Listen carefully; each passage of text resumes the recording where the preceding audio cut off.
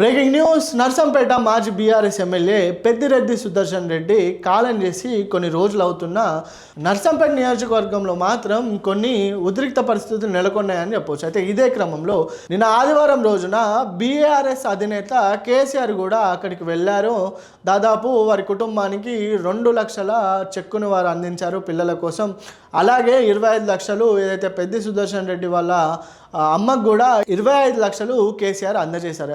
అయితే ఇదే క్రమంలో ఒక గంట సేపు అక్కడ కూర్చొని పెద్ది సుదర్శన్ రెడ్డి జ్ఞాపకాలను నెమరేస్తూ అక్కడ కేసీఆర్ కంటతడి పెట్టుకున్నాడు. ఇది చూసిన వాళ్ళంతా అక్కడ కాసేపు బాధపడినట్లుగా మనం చూస్తున్నాం.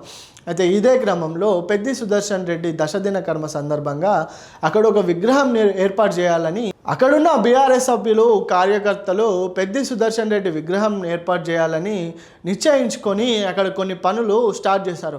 ఈ పనులు స్టార్ట్ చేసిన క్రమంలో అర్ధరాత్రి వేళ అక్కడ ఒక యుద్ధ వాతావరణం నమోదైంది చెప్పుకోవచ్చు.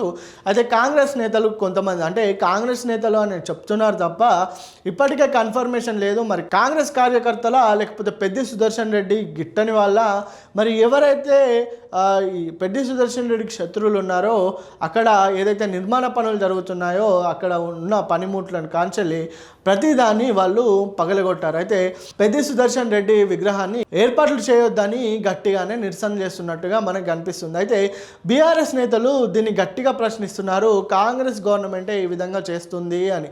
అయితే పెద్ది సుదర్శన్ రెడ్డి విగ్రహానికి మరి ఏర్పాట్లు జరగకుండా కాంగ్రెస్ అడ్డుపడుతుంది. నిజంగా కాంగ్రెస్ అడ్డుపడుతుందో లేదో తెలియదు, కానీ ఒక దివంగత మాజీ ఎమ్మెల్యే మరి అతని విగ్రహం ఏర్పాటు చేసుకోవాలని ప్రజలు కూడా నిశ్చయించుకున్నారు. అయితే ఇదే క్రమంలో అక్కడ ఈ ఉద్రిక్త పరిస్థితులు నెలకొన్న క్రమంలో మాజీ ఎమ్మెల్యే ఎర్రబెల్లి దయాకర్ రావు అక్కడికి వెళ్ళాడు. అక్కడికి వెళ్ళిన క్రమంలో కాంగ్రెస్ కార్యకర్తలు అలాగే బీఆర్ఎస్ కార్యకర్తల మధ్య ఒక యుద్ధ వాతావరణం మొదలైందని చెప్పుకోవచ్చు.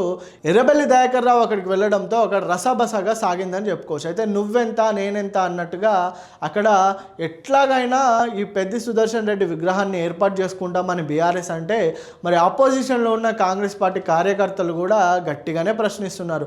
అయితే దీనికి సంబంధించి ఏ విధమైన సమస్య ఉందో మనకు తెలియదు, కానీ ఆ బీఆర్ఎస్ నేతలు అయితే గట్టిగా కాంగ్రెస్ గవర్నమెంటే ఈ విధంగా చేస్తుందని ప్రశ్నిస్తున్నారు. అయితే అక్కడ ఎర్రబెల్లి దయాకర్ రావు వెళ్ళడంతో మరి రసబసగా సాగుతుంది. అక్కడ భారీ ఎత్తున పోలీసులు అయితే మోహరించారు. ప్రస్తుతానికైతే అక్కడ యుద్ధ వాతావరణం నమోదవుతుందని చెప్పుకోవచ్చు. పోలీసులు అయితే పెద్ద ఎత్తున అక్కడికి మోహరించారు.